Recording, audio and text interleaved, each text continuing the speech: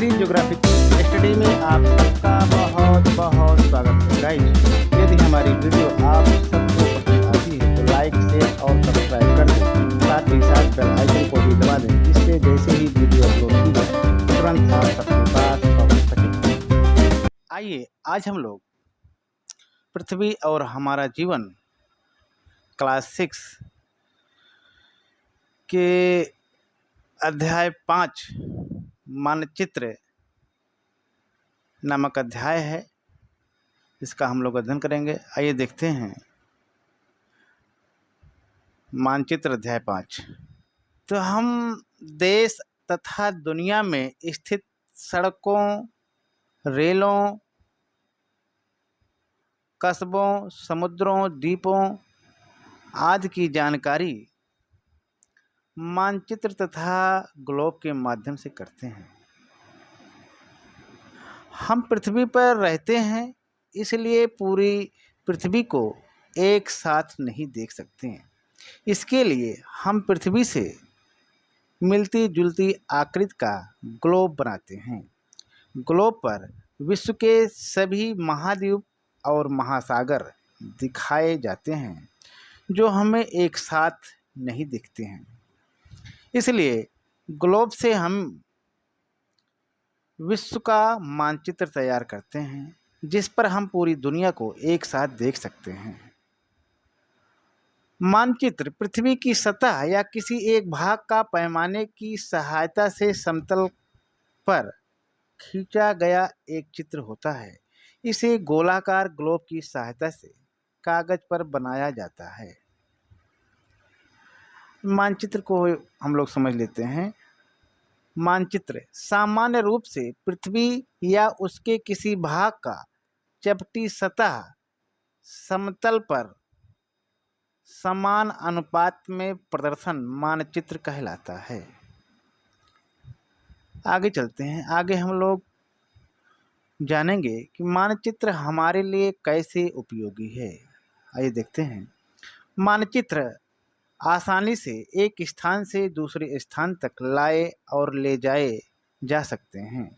भूमि, सड़कें, रेलें, कस्बों और गांवों को ग्लोब की अपेक्षा मानचित्र में अच्छी तरह से दिखाया जा सकता है। आगे है, हम विश्व का अथवा इसके किसी एक भाग का मानचित्र तैयार कर सकते हैं और इसमें जो जानकारी चाहें उसे दिखा सकते हैं। आगे चलते हैं। मानचित्र के प्रकार के बारे में हम लोग जानेंगे। आइए देखते हैं। मानचित्र विभिन्न प्रकार के होते हैं, जिनमें से कुछ नीचे वर्णित किया गया है। जिसमें पहला है भौतिक मानचित्र।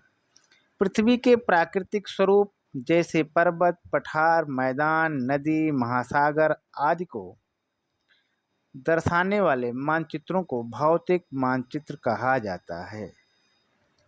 सेकंड है राजनैतिक मानचित्र। राज्यों, नगरों, शहरों तथा गांवों और विश्व के विभिन्न देशों, राज्यों तथा उनकी सीमाओं को दर्शाने वाले मानचित्र को राजनैतिक मानचित्र कहा जाता है। आगे चलते हैं। आगे हम लोग देखेंगे थर्ड थीमैटिक मानचित्र।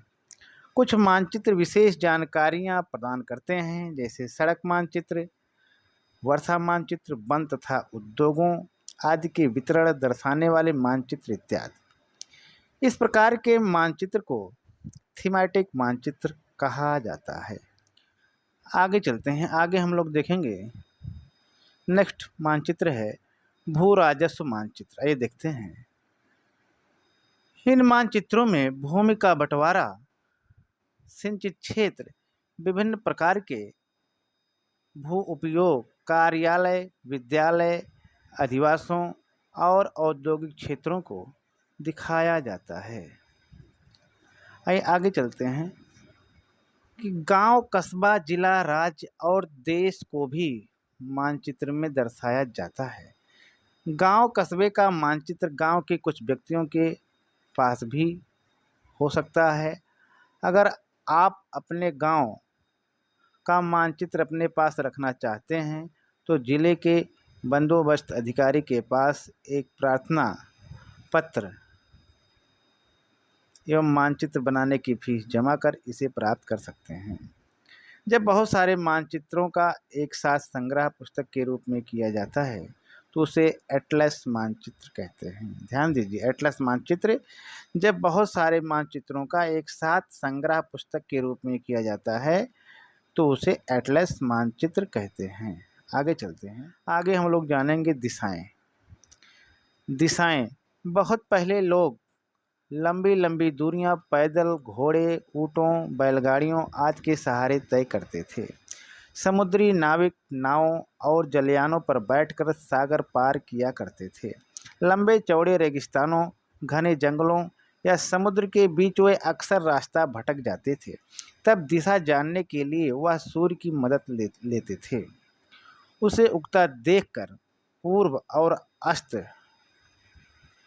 होता हुआ देखकर पश्चिम दिशा पहचान लेते थे। लोग ध्रुव तारे से दिशाएं मालूम करते थे।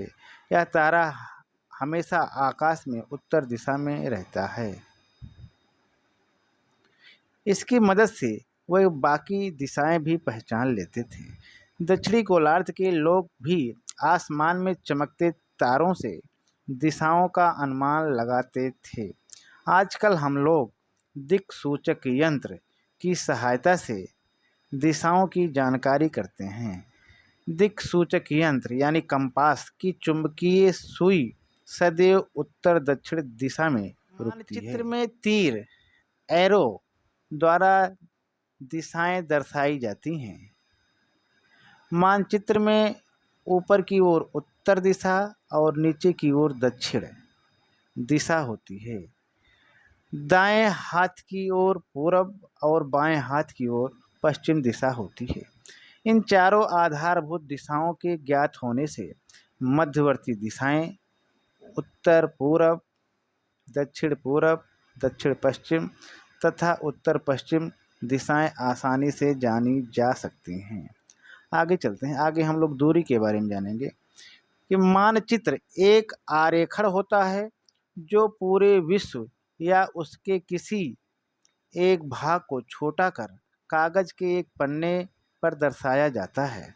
अथवा यह कह सकते हैं कि मानचित्र छोटे पैमाने पर खींचे जाते हैं, लेकिन इसे इतनी सावधानी से छोटा किया जाता है कि स्थानों के बीच की दूरी का अनुपात वास्तविक रहे। यह तभी संभव हो सकता है जब कागज पर एक छोटी दूरी स्थल की बड़ी दूरी को प्रदर्शित करती हो। इसके लिए एक पैमाना या मापक चुना जाता है। पैमाना या मापक या कह लीजिए स्केल को हम इस प्रकार समझ सकते हैं कि पैमाना स्थल की वास्तविक दूरी और मानचित्र पर दिखाई गई दूरी का अनुपात होता है। चलते हैं आगे, हम लोग जानेंगे कि यदि आपके घर और विद्यालय के बीच की दूरी 10 किलोमीटर है, जिसे मानचित्र पर 2 सेंटीमीटर से प्रदर्शित किया गया है, इसका अर्थ यह हुआ कि मानचित्र का 1 सेंटीमीटर भूमि के 5 किलोमीटर को बताएगा। जब आपके रेखाचित्र का पैमाना 1 सेंटीमीटर बराबर 5 किलोमीटर है। इसी प्रकार पैमाना किसी भी मानचित्र के लिए बहुत महत्वपूर्ण होता है। अगर आपको पैमाने की जानकारी है तो आप मानचित्र पर दिए गए किन्हीं 2 स्थानों के बीच की दूरी का पता लगा सकते हैं। मान लीजिए एक मानचित्र का मापक 1 सेंटीमीटर बराबर 100 किलोमीटर है। यदि मानचित्र में 2 स्थानों का तथा खा के बीच की दूरी 5 सेंटीमीटर है, तो बताइए इन दोनों के बीच की वास्तविक दूरी कितनी होगी। 1 सेंटीमीटर बराबर 100 किलोमीटर, 5 सेंटीमीटर बराबर 500 किलोमीटर। अतः का और खा स्थानों के बीच की वास्तविक दूरी 500 किलोमीटर है। आप अपने विद्यालय में उपलब्ध किसी मानचित्र का मापक या पैमाना पढ़िए, फिर उसमें कोई दो स्थान चुन लीजिए। इनके बीच की दूरी को स्केल से नापिए और वास्तविक दूरी पता कीजिए।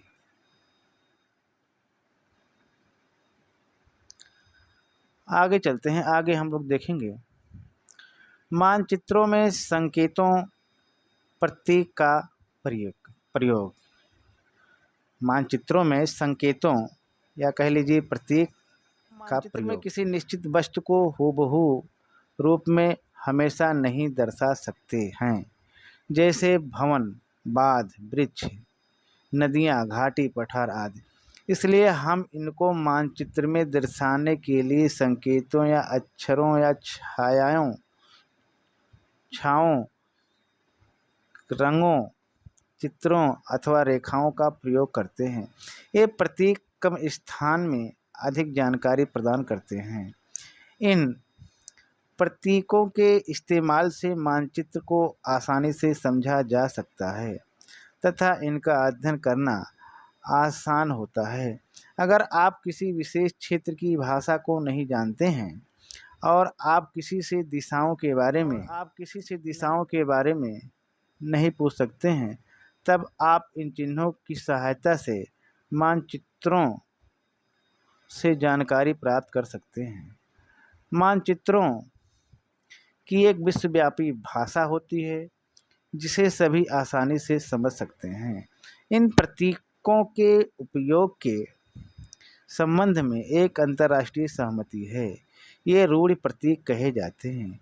कुछ रूढ़ि प्रतीक नीचे दिए गए चित्र में दर्शाए गए हैं। इस प्रकार जलाशय को नीले रंग, पर्वतों को भूरे रंग, पठारों को पीले रंग तथा मैदानों को हरे रंग से दर्शाया जाता है।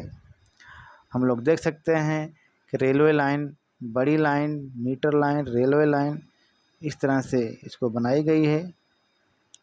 सड़कें, पक्की सड़कें और कच्ची सड़कें, सीमा, अंतर्राष्ट्रीय सीमा, राज्य की सीमा, जिला की सीमा,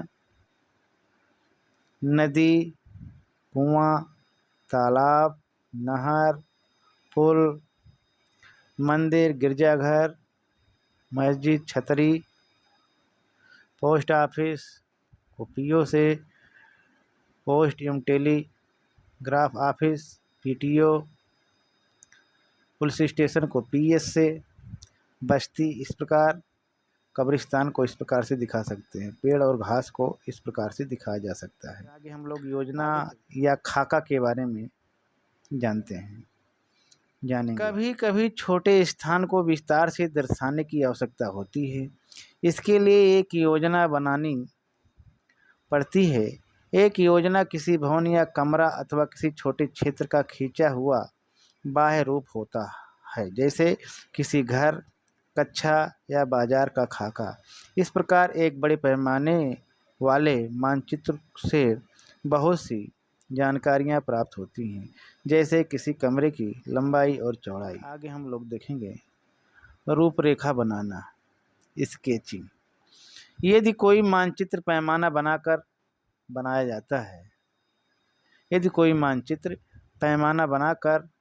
जाता है, तो हम इससे निश्चित जानकारी प्राप्त कर सकते हैं। यदि हम किसी स्थान या मकान की स्थिति के विषय में जल्दी जानकारी देना चाहते हैं, तो उसके लिए बिना माप के एक रूपरेखा खींचकर बता सकते हैं। आइए ऐसी ही एक रूपरेखा दिए गए निर्देशों के आधार पर बनाते हैं, जिसमें उत्तर दिशा कागज में ऊपर की ओर हो। मोहन ने श्याम को अपने घर जन्मदिवस पर आमंत्रित किया। इससे पहले मोहन के घर श्याम कभी नहीं गया था। मोहन ने कहा, विद्यालय के उत्तरी गेट से बाहर आने के बाद दाहिनी ओर मुड़कर मुख्य सड़क पर आ जाओ। फिर बाएं मुड़कर कुछ दूर चलोगे तो एक मंदिर मिलेगा। मंदिर के आगे बढ़ते जाओगे तो थोड़ी ही दूरी पर मकानों की कतार मिलेगी। यहीं पर एक चौराहा मिलेगा। वहीं से तुम बाएं मुड़कर आगे आ जाओगे तो एक बाजार मिलेगा। मेरा घर बाजार के दूसरे छोर पर है। इस प्रकार उसका चित्र बना दिया गया है।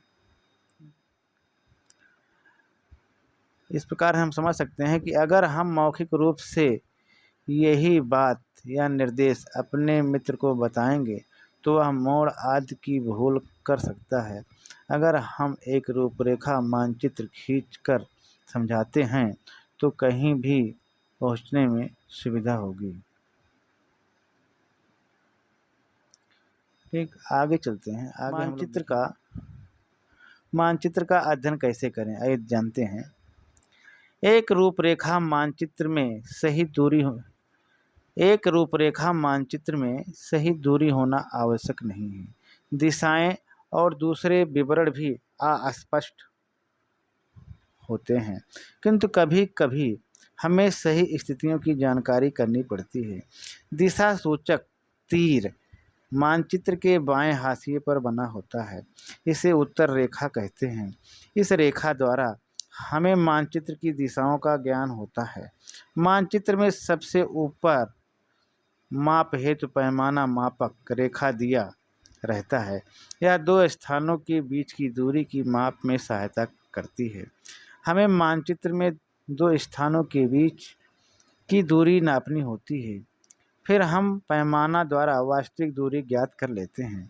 मानचित्र में संकेत प्रतीक के माध्यम से विभिन्न प्रकार की वस्तुओं को प्रदर्शित किया जाता है। इन संकेतों की समझ के लिए मानचित्र अध्ययन आवश्यक होता है। इस प्रकार से आज यहीं तक। बहुत बहुत धन्यवाद।